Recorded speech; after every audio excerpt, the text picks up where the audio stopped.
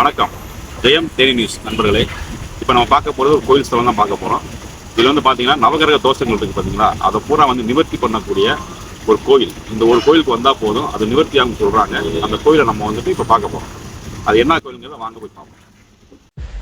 உத்தமபாளையத்திலிருந்து 2 kilometre, கம்பத்திலிருந்து 8 kilometre இடையே அமைஞ்சிருக்கிறது தான் அனுமந்தன்பட்டி. இந்த அனுமந்தன்பட்டியில் தான் அந்த திருக்கோயில் அமைஞ்சிருக்கு. அந்த திருக்கோயில் வந்துட்டு அனுமந்தராய பெருமாள் திருக்கோயில்.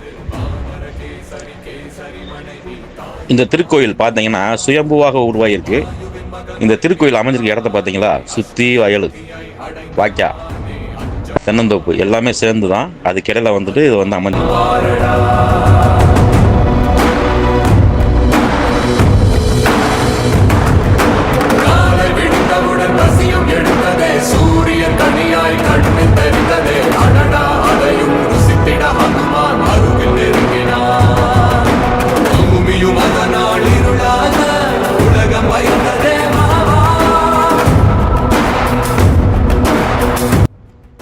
இந்த அனுமந்தராய பெருமாளின் இன்னொரு பெயர் சனிபந்தன ஆஞ்சநேயர் அப்படின்னு சொல்லுவாங்க.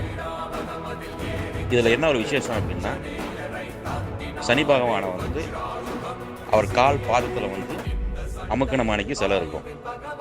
இதில் வந்து நவகிரக தோஷங்கள் இருக்கிறவங்க எல்லா பேருமே இந்த கோயிலுக்கு போயிட்டு வந்தால் சிறப்பு.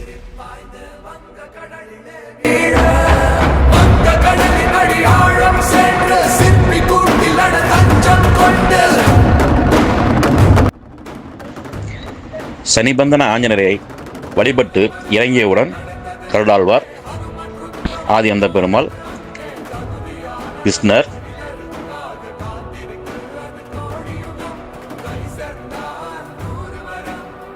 விஷ்ணு துர்க்கை,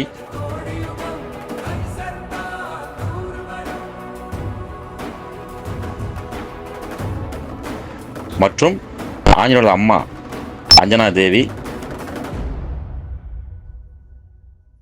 சித்தர்கள்,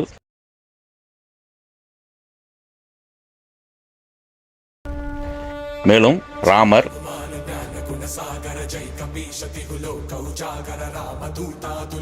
ராமோட பாதம், இவை அனைத்தும் வந்து இந்த சன்னதிக்குள்ளே அமைஞ்சிருக்கு.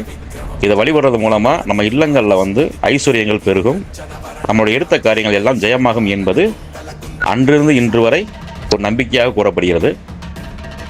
எனவே இந்த கோவிலுக்கு அனைவரும் குடும்பத்துடன் வந்து வழிபட்டு செல்லுமாறு கேட்டுக்கொள்கிறோம். மற்றும் இந்த கோயிலின் வரலாறு பின்வரும் வீடியோக்களில் கண்டிப்பாக உங்களுக்கு நாங்கள் வந்துட்டு எடுத்து சொல்லுவோம்.